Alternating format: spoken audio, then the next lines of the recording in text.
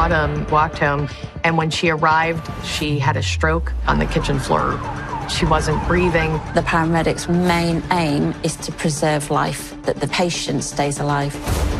It's not until much later on that anybody is thinking that there are suspicious circumstances. The fascinating thing about forensic toxicology is that it tells the truth. A perpetrator is not able to hide. A lot of people say you never know what goes on behind closed doors. Is it murder? Is it suicide? Is it natural causes? Trying to put this together would be an absolute nightmare, but the answers are hidden within this crime scene.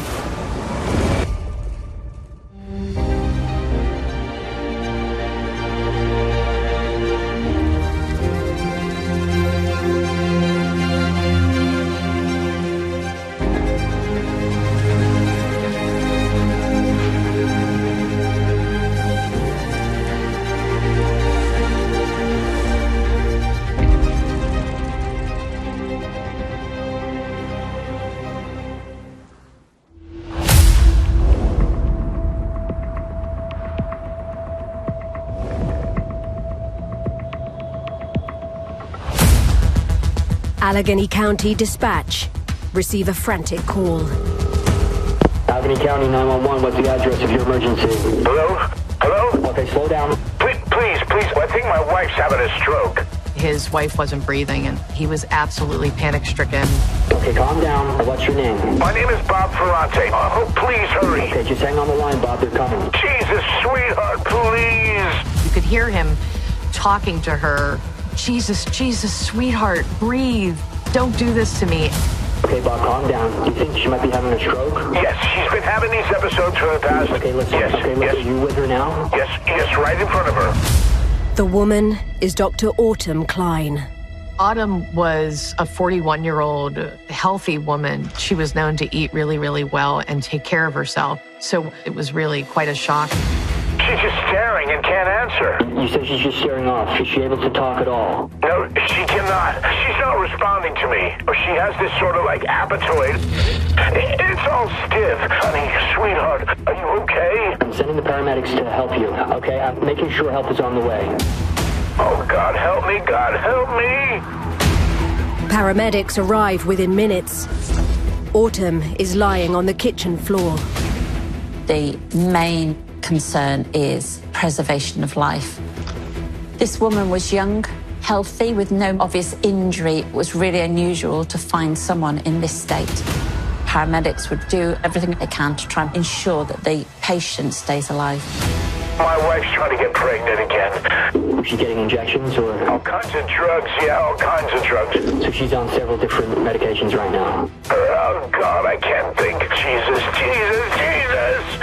She's having a difficult time breathing. Oh, God.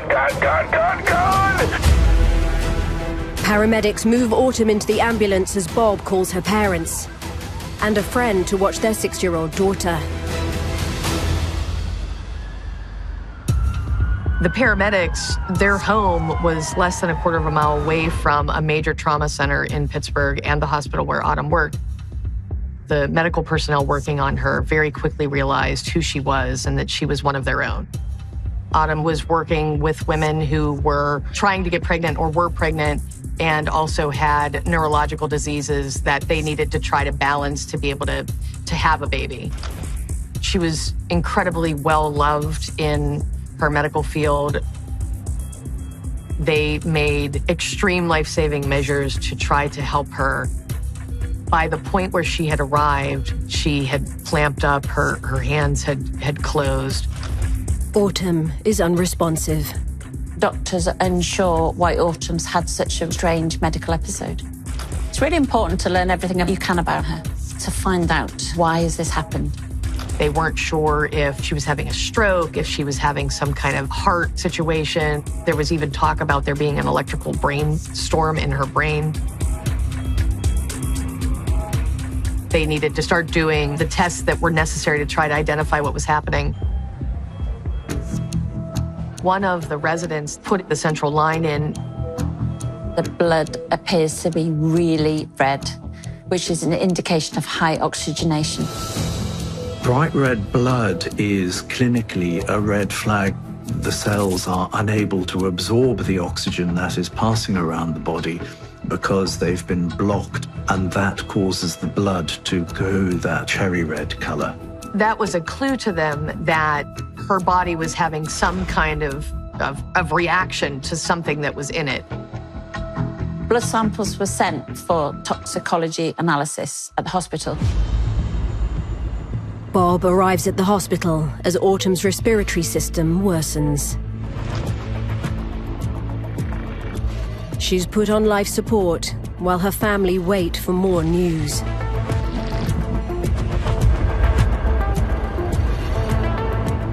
Over the few days that Autumn was in the hospital, it was really hard for her friends and family to figure out what it was that was causing her to be so gravely ill.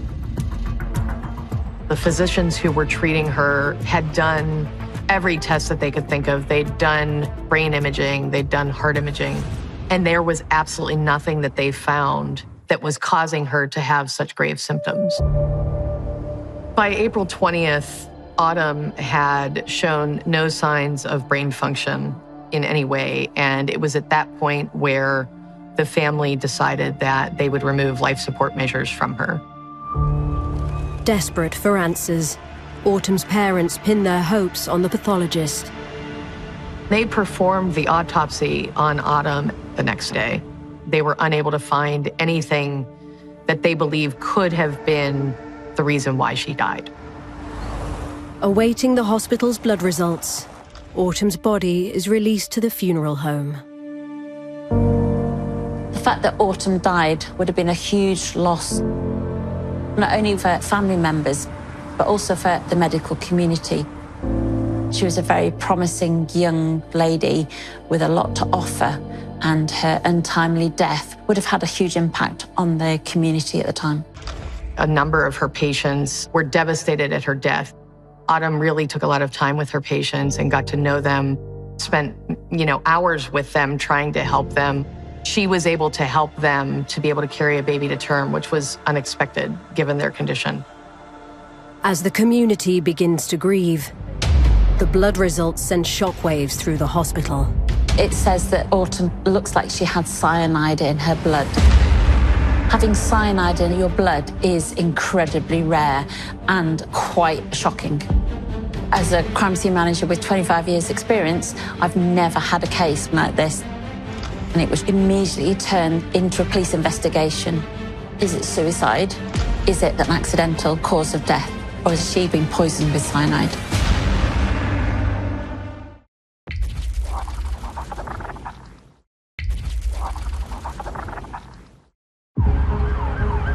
Following the sudden death of 41-year-old neuroscientist Dr. Autumn Klein, Pittsburgh police have an unusual case on their hands. The hospital's blood tests have come back with a positive result for cyanide. All suspicious deaths are subject to a second post-mortem examination.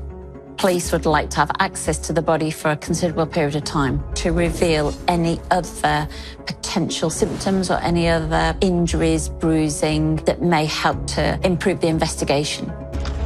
In a case like this, the main areas that might be considered is, has the cyanide been injected or has it been ingested orally? But with Autumn's death now deemed suspicious, it's already too late for forensic examination. When the hospital personnel realized that Autumn had tested positive for cyanide, they immediately called the medical examiner's office to relay those findings to them. But her body was already released, and Bob, he had her picked up by the funeral home, and she was cremated 2 days later. It meant that there was no further evidence that could be obtained from her. It's a crazy situation. Further investigations needed, and her body's now been cremated within just a couple of days of her death. The only lead investigators have are 3 blood samples. They're sent to the lab to determine the levels of cyanide, as detectives look into Autumn's movements.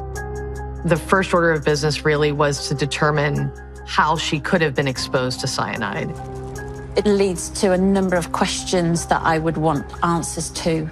Where has she obtained the cyanide from? Is it self-inflicted, or has somebody injected her or fed her cyanide through some food products? Is it innocent contamination? So has she picked up something that's got cyanide on it? The investigation begins where Autumn collapsed. The police always talk about the golden hour, which is the first few hours of an investigation where there's prime evidence at that scene. But when you're starting a police investigation 3 days after you've kind of lost that golden hour, and any evidence that might have been at that scene has potentially been lost. So you really have to search well to find any traces. My forensic strategy would be around trying to formulate some kind of idea about the lifestyle of the people that lived there, how they lived, what they ate. You cannot rush an examination like this. Before Bob and his daughter go to stay with family, detectives speak with him to build a picture of Autumn's life. Autumn grew up in Baltimore, Maryland. She was an only child to parents who were a little bit older when they had her. She excelled as a student. She was always very much into the sciences. Was going to be a medical doctor. So when she went to medical school, she did that. She got a medical degree. Autumn met Robert when she had to go work at his lab as she was studying for her PhD. Robert Ferrante started out his career as a neuroresearcher.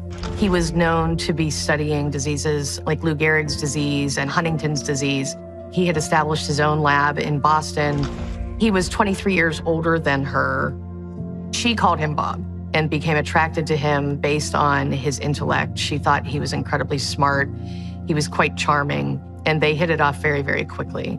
He mentioned once that when she showed up at his lab, she was wearing ripped jeans and had a pink streak in her hair, which I always thought was great. Before long, the two scientists lived and worked together. They were very close. He referred to them as peas in a pod. They very much enjoyed good meals and conversation. They talked a lot about work. Their work was incredibly important to both of them.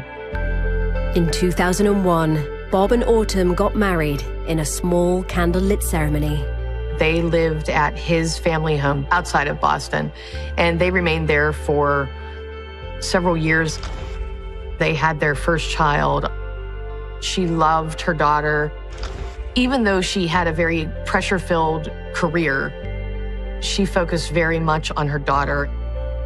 She would take her to work with her, and her daughter would lay under the desk. She would color and play games and things like that, even just to have that little bit of time to spend together, because she was gone a lot because of her position.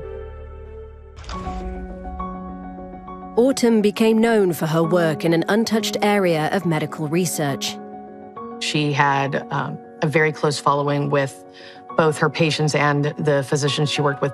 She was traveling all over the world to specifically work with women who were suffering from neurological diseases. Autumn ran the women's neurology program at the University of Pittsburgh Medical Center. Bob was able to transfer his funding and had his lab at one of the buildings on Pitt's campus. The family bought a stately 5-bedroom property in the historic district of the city, less than 2 miles from the hospital, and appeared very happy.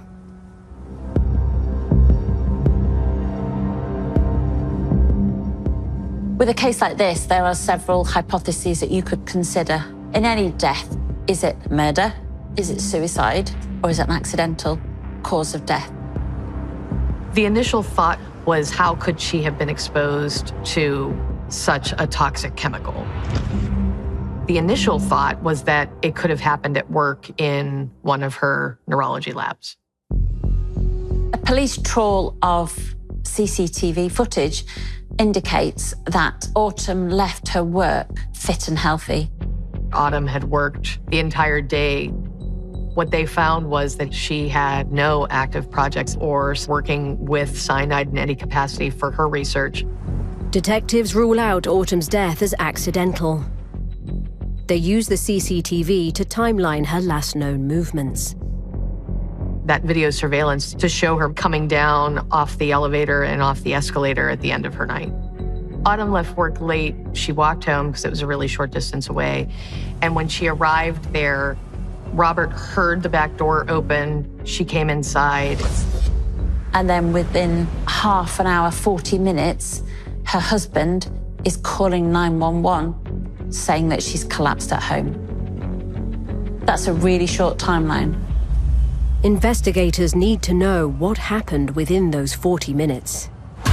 Detectives needed to rule out that Autumn might have killed herself. Has she actually taken the cyanide herself because she wants to commit suicide? She wants to end her life. Detectives talked to Autumn's loved ones, her friends and her colleagues. They traveled to Boston to do that. They traveled to Baltimore, and they interviewed everybody that they could think of. Autumn's friends tell detectives she was passionate, ambitious, and loved being a mother. She'd been planning trips. She'd actually talked with her cousin about that. Autumn and Bob also had plans to extend their family. Autumn and Robert had talked about having another child, and they planned for it. They tried for years, including in vitro fertilization treatments, repeatedly that were unsuccessful. Having seen so many specialists, Ferrante had talked about the potential of using creatine to help her to be more fertile and to be able to get pregnant. Autumn and Bob had been texting about it just hours before she collapsed.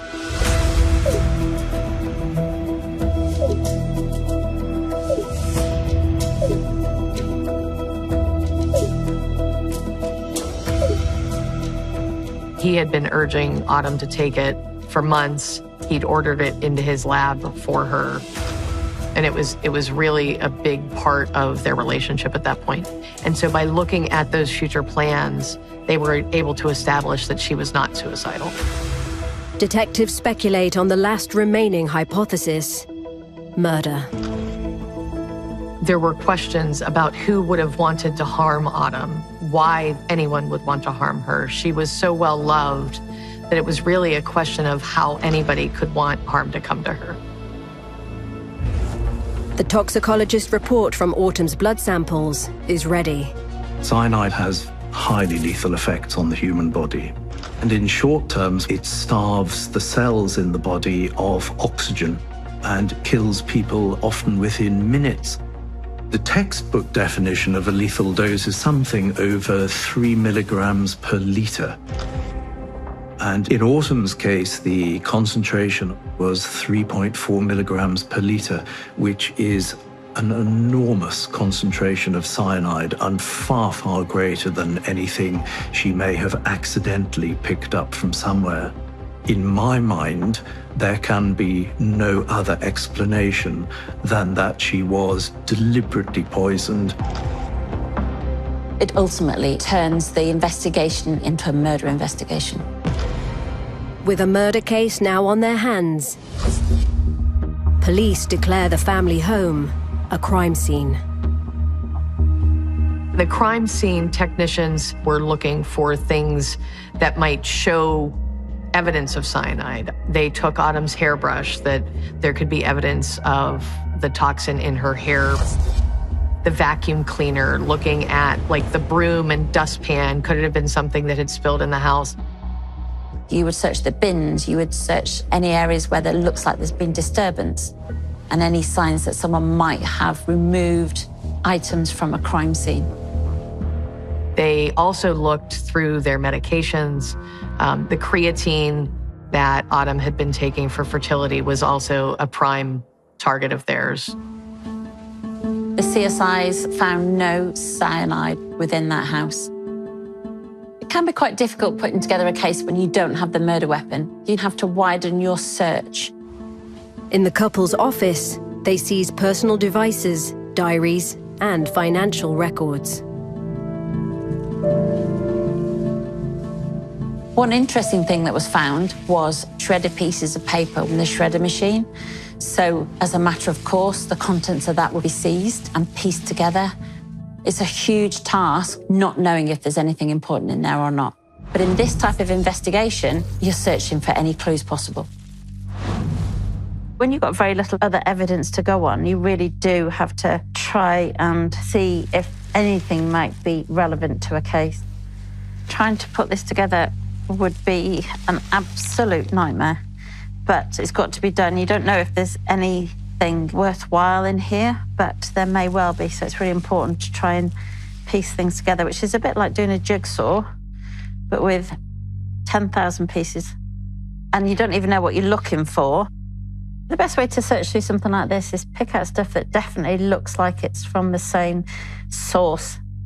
So these have got blue on them, so I'm just going to pull out the bits that have blue on them, and then the bits that have obviously dark blue pen where something's been scribbled out. And that looks like it might say Robert. Might get some good results, but it does take a long time. As forensics piece everything together, they look at Autumn's diary and get an intimate insight into her life. I am not sure where to go from here. I just know that I am incredibly unhappy. I just feel like something is missing in my life. I think that thing missing is love. The picture-perfect marriage Bob has painted immediately falls under scrutiny. Investigators were able to use emails to try to establish what it was their relationship was, what it was like in the days, weeks, and months leading up to her death. Throughout their marriage, Autumn had complained to her close friends and loved ones that Ferrante had been controlling. He was a little bit standoffish when family would visit. He had a reputation for being a little bit of, I guess, a know-it-all. And sometimes that would rub people the wrong way. You know, on her drive home from work, he would call her multiple times to figure out where she was. And her answer would always be, I'm 5 minutes further down the road than the last time you called. Even little things like at their home, if she left a teacup on the counter, he'd get angry. Francis was described as a controlling person, and we can see through the way that the relationship was playing out that that control was there. Detectives knew a little bit about some of the relationship problems and Autumn's concerns. They found an email in which Autumn said to a friend and colleague of hers, I think I'm in trouble, in that she was referencing Ferrante's jealousy that she had seen over the last several months. Raising alarm bells, detectives look for further lines of inquiry. It's really important for the police in an investigation like this to go back to what was first seen at that scene when the paramedics first arrived.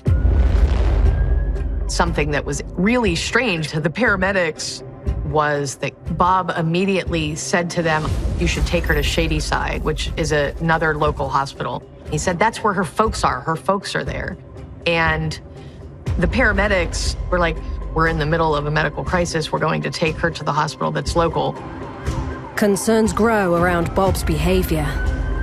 There were several elements that cast suspicion. During those 3 days where she was kept alive at the hospital, Bob was already talking about her in the past tense, saying things like she was such a good wife. And it was really weird to Autumn's family, who heard him speaking in that way.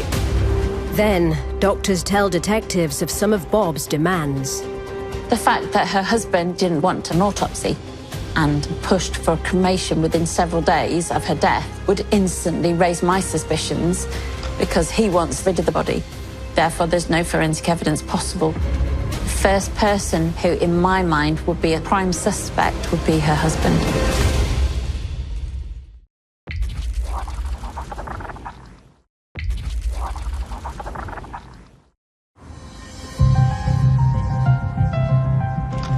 Robert Ferrante is suspected of poisoning his wife, 41-year-old neuroscientist, Dr. Autumn Klein. On the surface, this relationship seemed like a very normal family relationship, but you never know what goes on behind closed doors. By combing through Autumn's personal history, those emails and text messages, and interviewing her friends and family, investigators learned that Autumn had been unhappy in her marriage. Controlling relationships are all based around a hierarchy. When Autumn and Francis got together first, there was a power dynamic in that relationship. She was a student, he was the supervisor, he was the man forging ahead in his career, had already probably reached the heights of it. So Francis would be at the top of that hierarchy. He is the most important person in the relationship. She is below him in that hierarchy. When that starts to get messed up and things start to change, that's when things can get really quite dangerous in a relationship. Although on the surface he was helping Autumn with her fertility, the digital breakthrough offers a very different perspective. The biggest source of tension in Autumn and Ferrante's marriage was very much the notion of her wanting to have a second child and him not. I hate to say it, Bob, but through this entire mess, you have not been there for me. He had spoken to other people about it and talked about basically that he was too old to be a new father again. People would mistake him for the grandfather. But for Autumn, her dreams of having a second child were paramount. He may appear to be encouraging her in this dream to have another child, but really, he was starting to lose control of Autumn. I realize now I have been alone in this entire emotional journey. She'd actually talked with her cousin that although she very much wanted to have another child, she had become frustrated with Ferrante, that he wasn't helping her enough, that he didn't care about her fertility treatments. And she was at a point where she was talking about leaving him. I don't know where I want to go from here. I don't know what else to say, Bob. After 12 years of marriage, they appear to reach breaking point. There were reports from Autumn's family members that she had been contemplating moving out of the family home and had plans to do it the next summer. There was an email. I don't know where things are going to go, and you may not like what you hear, but I think it is about time we talked. Autumn is actually planning a separation. So now there is a very different dynamic there. He's not as powerful as he used to be. For Ferrante, this is what we call the trigger event. How dare you leave me?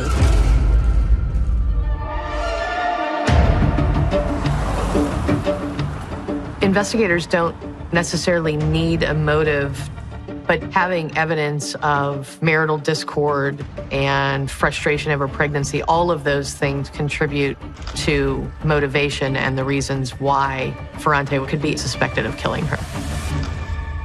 As the evidence builds around him, detectives receive alarming news. This looks like potentially a letter. The intelligence from this kind of letter is quite important, which could be fed back into the police teams. Written after Autumn's death, the letters were basically goodbye letters. There was some discussion whether or not they might have even been goodbye letters relative to a potential threat of suicide, that Ferrante was looking to kill himself. Ferrante is declared a high-risk wanted man. Armed with an arrest warrant, police fly to Florida.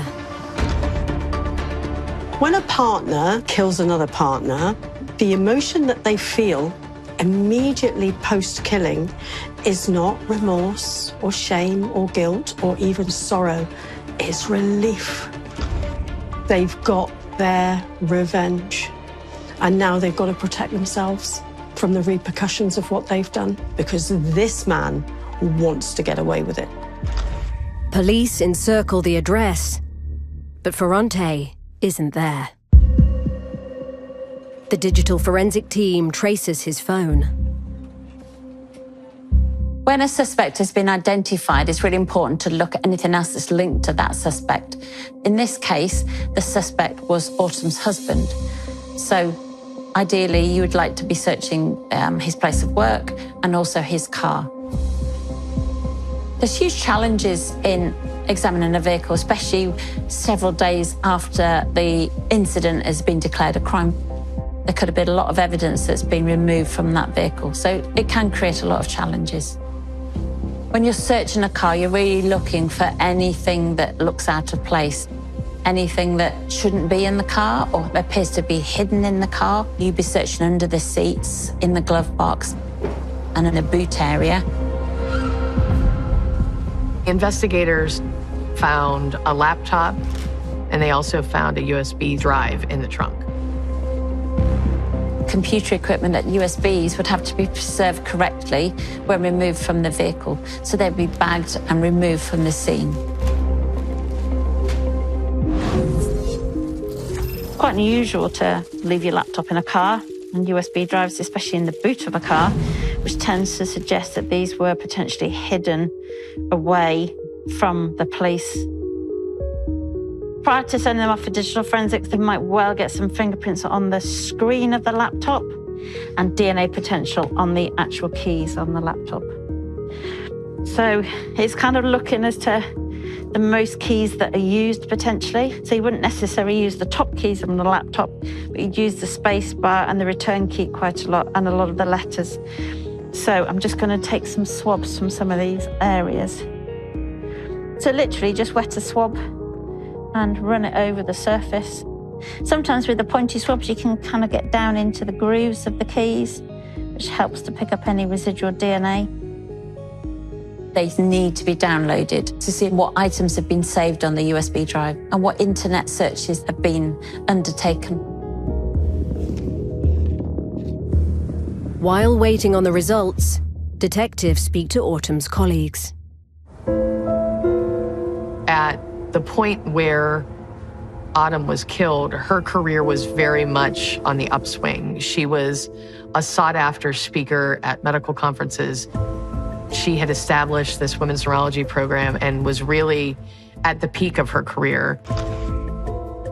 Ferrante, who'd been doing the work he had for decades, was not the star in the relationship anymore.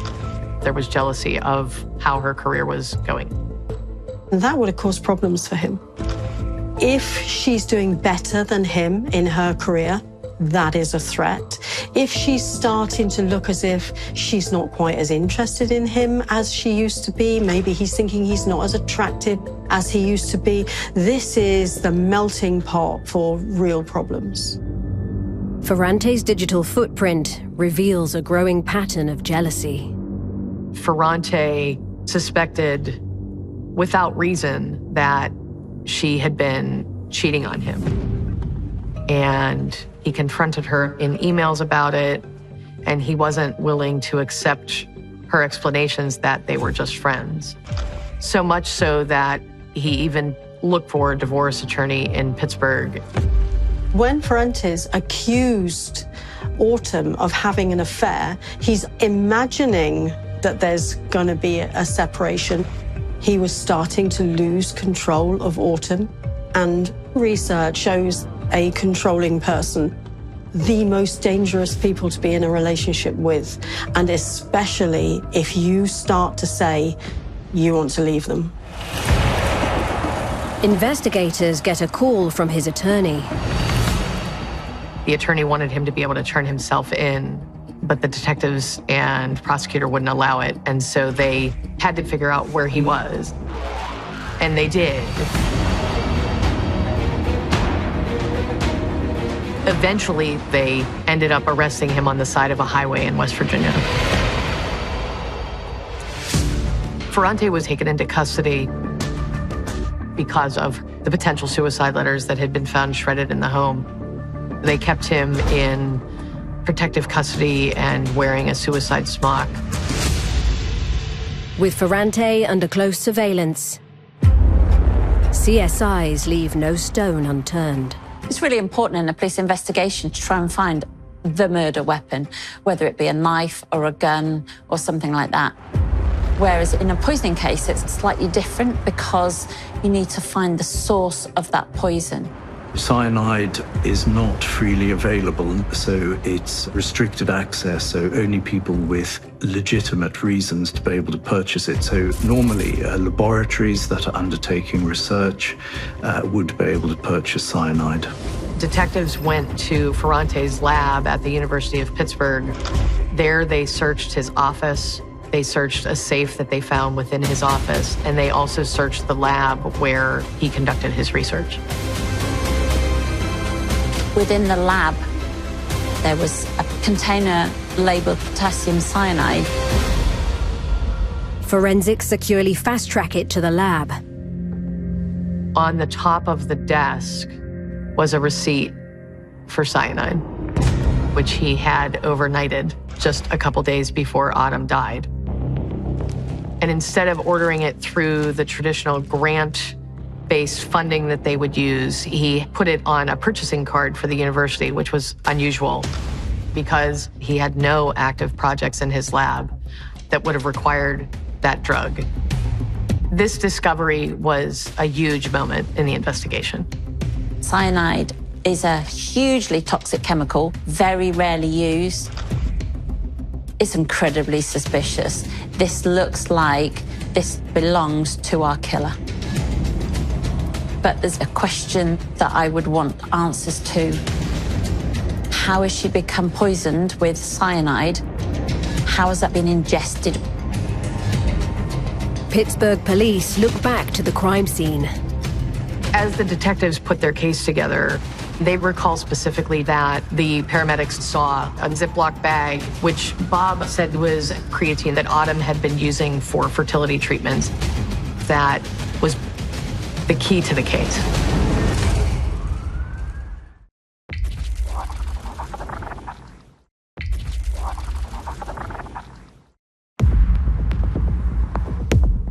Pittsburgh police have Robert Ferrante in custody, suspected of murdering his wife, neuroscientist Autumn Klein. When the paramedics first arrived, they stated that they remember seeing a bag of white powder on the kitchen worktop, and Ferrante stated that this was creatine. Detectives refer back to their evidence to investigate how he may have administered the poison. Also, a witness in Ferrante's lab described to investigators that he had seen his boss acting strangely, including at one point mixing creatine in the lab in small bottles to take home. Also, the text messages in which Ferrante referenced the creatine that Autumn had been using for fertility treatments, they were able to link that with the paramedics. They wondered whether that was the method with which the cyanide was delivered to Autumn through that creatine. Police believe Ferrante exploited his wife's dreams of having a second child, encouraging her to drink the poison, disguised as a way to help her become pregnant. The lethal dose is around 5 milligrams per kilogram of body weight. So for someone like myself, a definitely lethal dose would be around 400 milligrams, which is precisely the amount of chemical I have in this little vial here. On further investigation, it was found that 8.3 grams of potassium cyanide was missing from one of the pots that was taken from the lab. Over 20 times the lethal dose is unaccounted for. The digital forensic team reports one more damning find. They recovered Ferrante's Google search history. Among the searches that he conducted in the days leading up to and after Autumn's death included symptoms for cyanide poisoning, how to detect cyanide poisoning in an autopsy, and ultimately how to erase my Google search history. They believed that that was a linchpin in showing that it was premeditated. Police have all they need to charge Ferrante with his wife's murder. In most cases, there are levels of planning before these homicides.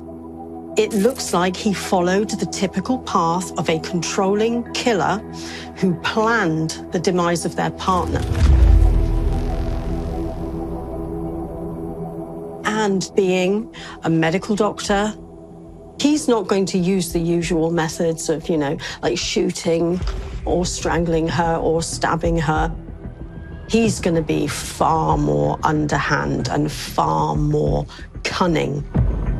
Not many people can get hold of cyanide. But as well, if you add on to that, he had the medical knowledge to be able to describe the symptoms of cyanide poisoning as something else. Because this man wants to get away with it.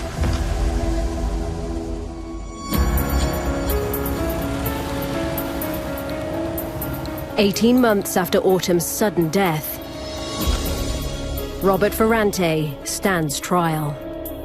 Over a 25-year career covering criminal justice, I have never had a poisoning. Each day, the courtroom was packed. Every media outlet was there.